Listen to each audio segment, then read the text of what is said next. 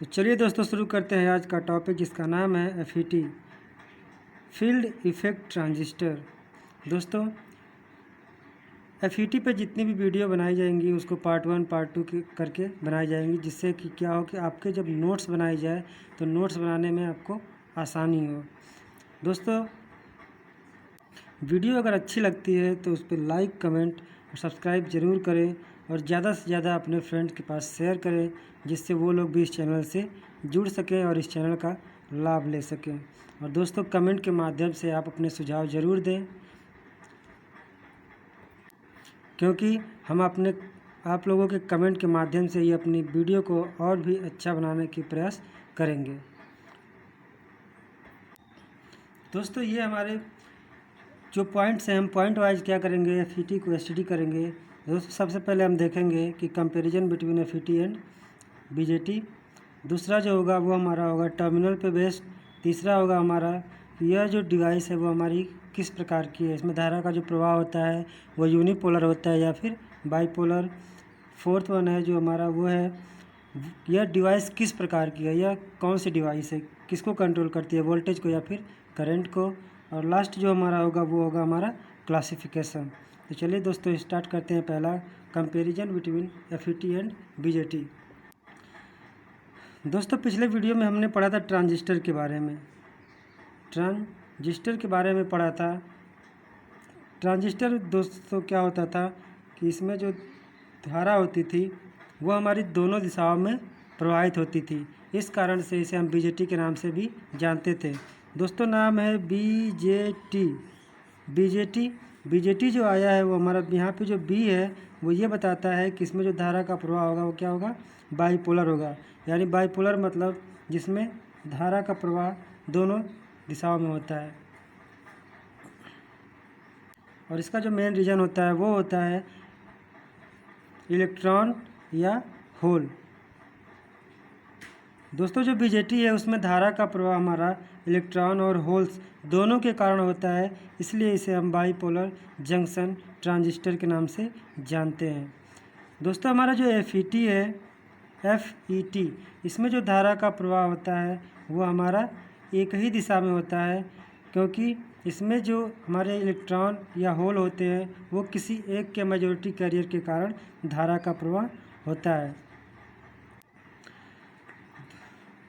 BJT में electron और whole दोनों के कारण धारा का प्रवाह होता है, इसलिए इसे बाईपोलर जंक्शन ट्रांजिस्टर कहा जाता है। एफईटी में जो धारा का प्रवाह होता है वो इलेक्ट्रॉन और होल किसी एक के कारण होता है। ठीक है, आगे हम बात करते हैं। दोस्तों टर्मिनल की बात करें तो जो टर्मिनल हमारा होता है ट्रांजिस्टर में, यानी कि जो हमारा बीजेटी होता है उसमें हमारे 3 टर्मिनल होते हैं, और जो हमारा एफईटी होता है उसमें भी हमारे 3 टर्मिनल होते हैं। दोस्तों बीजेटी के जो टर्मिनल है उनके नाम हैं एमीटर, बेस और कलेक्टर। और यहाँ पे जो हमारा एफईटी है उसमें 3 टर्मिनल के नाम हैं ड्रेन, सोर्स और गेट। दोस्तों ये हमारे 3 टर्मिनल डिवाइस है, बीजेटी में emitter, base and collector, and FET में ड्रेन, सोर्स और गेट।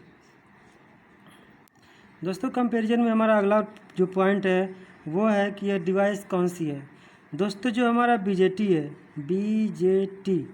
बीजेटी जो है इसमें हमारे 3 टर्मिनल होते हैं, एक होता है हमारा बेस, एक होता है कलेक्टर और एक होता है हमारा एमीटर। तो दोस्तों जो हमारी कलेक्टर करंट है आईसी वो हमारे डिपेंड करती है बेस करंट पे। दोस्तों हमारा जो कलेक्टर करंट का फंक्शन जो होता है वो हमारा आईबी पे बेस्ड होता है। तो दोस्तों जिसके लिए हम इसे कहते हैं करंट कंट्रोलिंग डिवाइस।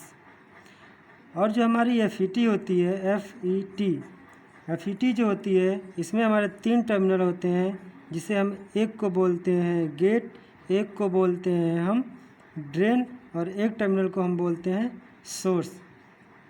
तो दोस्तों इसमें भी क्या होता है, जो हमारी आईडी करंट होती है, जो हमारी ड्रेन करंट होती है वो वीजी यानी कि वीजीएस, यानी कि इन दोनों के पोटेंशियल डिफरेंस का जो वोल्टेज होता है वो डिसाइड करता है कि हमारी जो आईडी होगी वो क्या होगी। यानी कि यहाँ पे जो धारा है, हमारी जो आईडी करंट है, जो हमारी ड्रेन करंट है, वो हमारी इन दोनों के पोटेंशियल डिफरेंस पर निर्भर।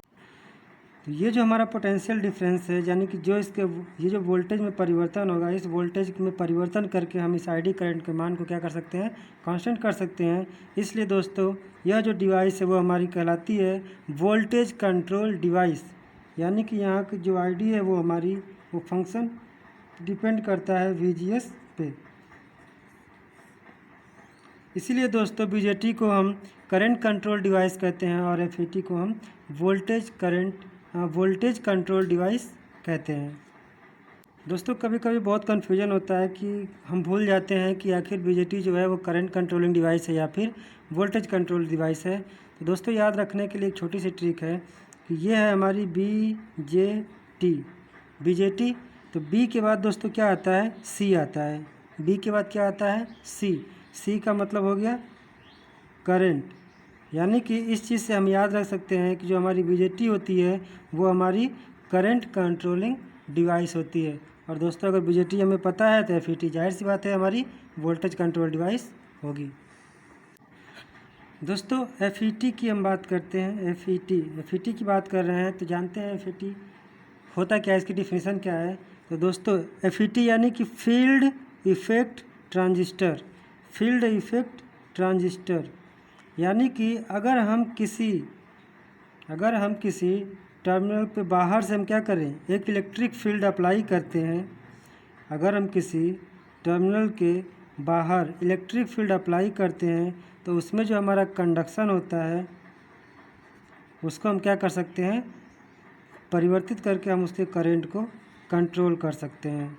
तो दोस्तों किसी भी डिवाइस का जो टर्मिनल है उस पर हम बाहर से इलेक्ट्रिक फील्ड अप्लाई करके हम उसके धारा को क्या कर सकते हैं, कंट्रोल कर सकते हैं। यानी कि इसका जो रेजिस्टेंस है उसमें हम परिवर्तित करके। दोस्तों जो हमारा FET होता है उसके बीच का जो हमारा प्रतिरोध होता है, जो हमारी चौड़ाई होती है, उसके मान को हम क्या करते हैं, बाहर से इलेक्ट्रिक फील्ड अप्लाई करके घटा या बढ़ा सकते हैं। दोस्तों जैसे हमारा PN जंक्शन ट्रांजिस्टर था तो हम इस पर बैटरी अप्लाई करते थे, इसकी बायसिंग करते थे और इसके बायसिंग के माध्यम से हम क्या करते थे, इसकी जो हमारी ये अक्षय परत थी इसकी चौड़ाई को हम घटाते या फिर बढ़ाते थे। इसी तरह से हम क्या करेंगे, जो हमारा FET है, FET के भी जंक्शन को की जो चौड़ाई है यानी कि जो हमारी प्रतिरोध है उसको हम उसके जंक्शन पे बाहर से कोई इलेक्ट्रिक फील्ड अप्लाई करके हम क्या कर सकते हैं, उसके प्रतिरोध को कम या बेसी कर सकते हैं, जिसके कारण से उसमें धारा का प्रवाह हमारा कंट्रोल हो जाता है। दोस्तों बात करते हैं क्लासिफिकेशन की।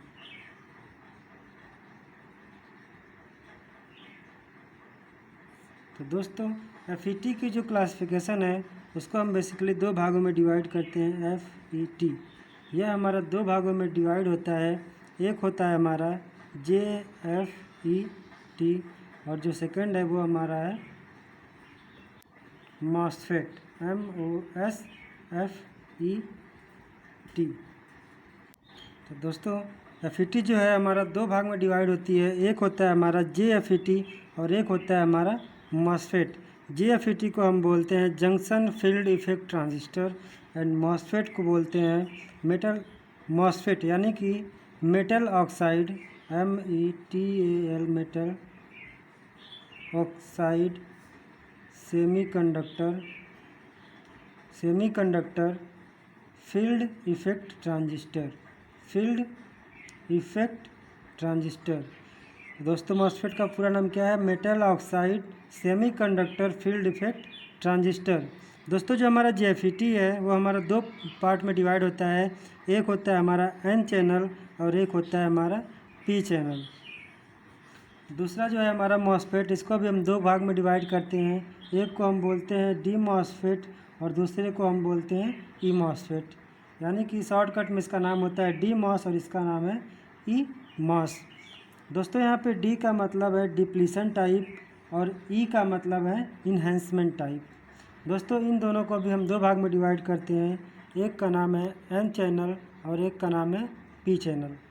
दोस्तों N चैनल और ये P चैनल। इसी तरह से इन्हेंसमेंट टाइप जो है वो भी हमारा दो प्रकार से डिवाइड होगा। एक होगा N चैनल और दूसरा जो होगा हमारा तो इस तरह से हमारा ये N चैनल और P चैनल हो गया। तो दोस्तों हम अगले जो वीडियो में हम पढ़ेंगे जे टाइप मॉसफेट, इसके कंस्ट्रक्शन के बारे में। और दोस्तों यहाँ पे N चैनल जो नाम पड़ा है वो हमारे इसमें जो धारा का जो प्रवाह होगा वो हमारे इलेक्ट्रॉन के कारण होगा, इस कारण से इसका नाम हमारा N चैनल पड़ा। और यहाँ पे हमारा P का मतलब जो अगर धारा का हमारा प्रवाह जो होता है वो होल के कारण है तो इसे हम P चैनल के नाम से जानते हैं। दोस्तों ये था हमारा आज का लेक्चर जिसका नाम था हमारा FET।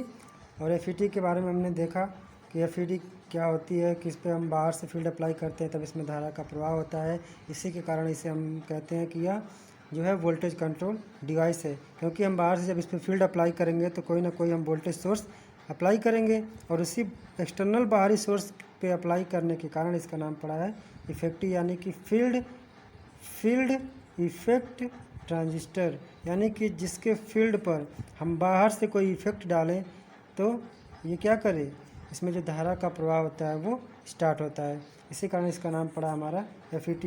दोस्तों FET का जो उपयोग है आज के समय में वो ट्रांजिस्टर के स्थान पे बहुत ही ज़्यादा किया जाता है।